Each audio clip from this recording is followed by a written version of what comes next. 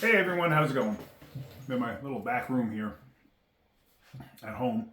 I was just going over some stuff that I have here, looking at some parts that I have, just cleaning up, whatnot. And I was talking to a friend of mine. This phone call goes back a week, actually. I just talked to him again tonight, but the beginning of this phone call started a week ago. My question in this video is, let's just say if it was me, you bring your car to me, you say, hey, I got a growling noise in it. Can you take a look at it and fix it? Sure. I take the car up the road, I hear a growling noise, I come back in, and I call you up and I say, hey, you need brakes. And you say, okay, how much? I tell you. I say, go ahead and fix it. I go and I put brakes on it. Meanwhile, the brakes weren't grinding or anything. The brakes weren't actually even all that worn out. And then I call you back up and say, well, the brakes were no good, and in my mind, they're no good. But you have another problem. You got a bad wheel bearing. Well, all right, well, okay, you got to fix the wheel bearing too. Okay. So then I go and fix the wheel bearing, and I charge you for both repairs.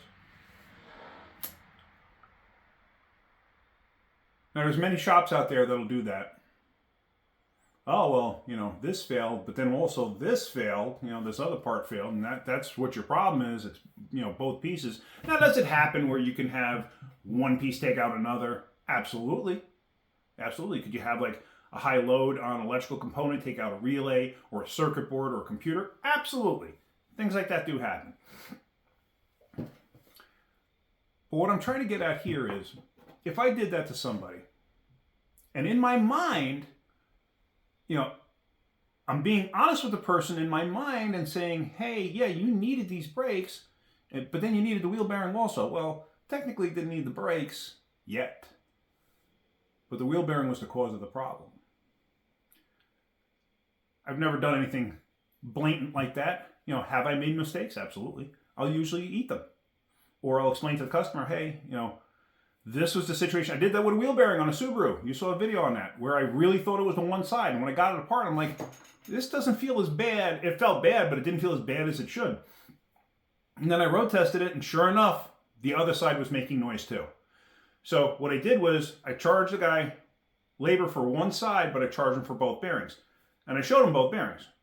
Then, you could feel this one was a little rough, not terrible, but the other side was shot. The other side was the side that was actually making the most noise. So, and he was absolutely fine with it. He was absolutely, good with it. And I charged him cost on the parts. So things like that do happen. Had I put the other side in first, you would have been able to hear that side making noise. But regardless. So I get this phone call from a friend of mine up in New York. And his truck is, I think it's an '05 Silverado. And he says, I got a growling noise in my truck. He goes, I've been hearing it coming more and more and more over a period of time. He goes, now it's actually at a point where I'm afraid to drive the truck. He goes, so I dropped it off at Joe Schmendrick's house to have him look at it. And I'm just like, I know the guy he's talking about. I don't know him personally. What I know about the guy is he could change a part. He couldn't diagnose his way out of a wet paper bag. Not somebody that I would ever refer a vehicle to. I wouldn't tell somebody to go over to him to put air in a tire. You know the type of person I'm talking about. So the guy says, all right, he looked at his truck for this growling noise. Said, you need a rear end. Okay. I don't know if you've priced out a rear end for one of those things, but they bring big money used. Big dollars. And I don't understand. I usually rebuild the rear end unless it's something catastrophic. Excuse me. But my friend gets a price of like $1,300 to put a rear end in it. He says, go ahead, do it. Needs his truck. Guy puts a rear end in, calls him up. Says, well, he goes, your rear end was shot. He goes, but that's not the problem. What do you mean it's not the problem? I'm still making noise. Same noise? Yeah, same noise. So, what was wrong with the rear end? Oh, it was shot. Okay. Guy then says, I'm not quite sure what's wrong with it. He goes, I'm trying to figure it out. Okay. Let me know what's wrong with it. Calls me.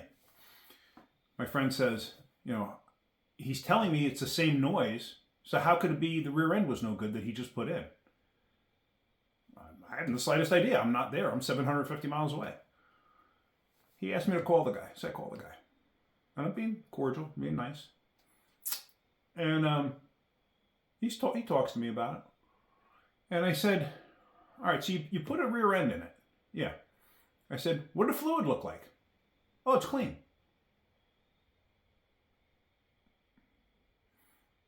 It's clean. Yeah, it's like caramel colored. So what made you think the rear end was no good? Oh, you can hear it. The rear end was no good. Well, usually if you have a bearing failure, you'll have something in the oil. He goes, no, I didn't see any of that. Everything looked good.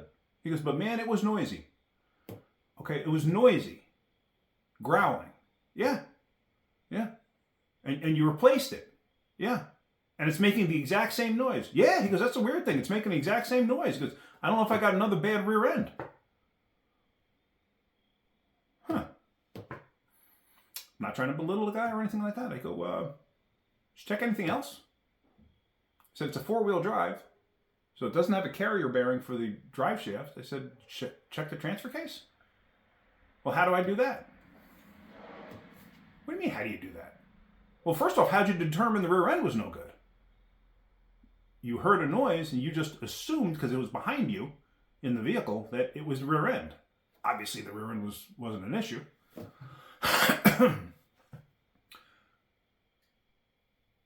So we're going back and forth, and like I said, I don't want to get cocky with the guy or anything like that. So I said, well, what you should do is put it up on jack stands, because he does all this stuff in his driveway. I said, put it up on jack stands,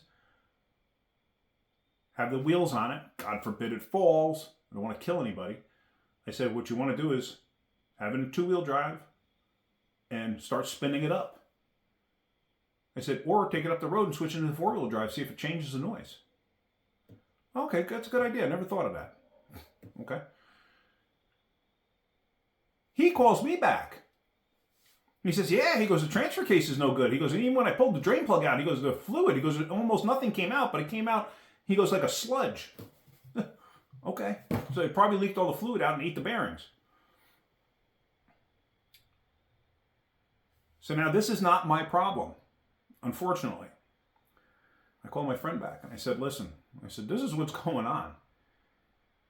So I told him, it's a transfer case. It was a transfer case all along. The guy was adamant that it was the rear end that was no good, but the transfer case is making that exact same noise. It was just one was masking the other. My friend went, paid for the rear end, picked up the truck. He said the noise absolutely did not, he had paid for it ahead of time, sorry. So he went and picked up his truck, and he said the noise is exactly the same. It did not change. So he took it to another shop, and they said, yeah, the transfer case is shot.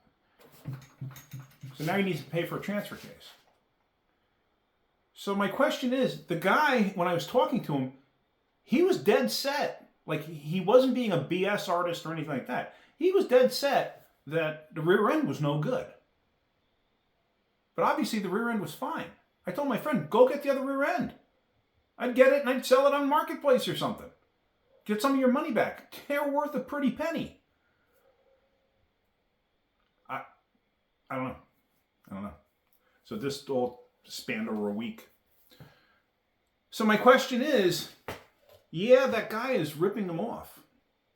But is he ripping them off? Or is it just that he's so inept that he's doing what he thinks is the right thing, and it's obviously not? Like, that bothers me. It's, we all make mistakes. Everybody makes mistakes in this business. It happens, but you got to own them.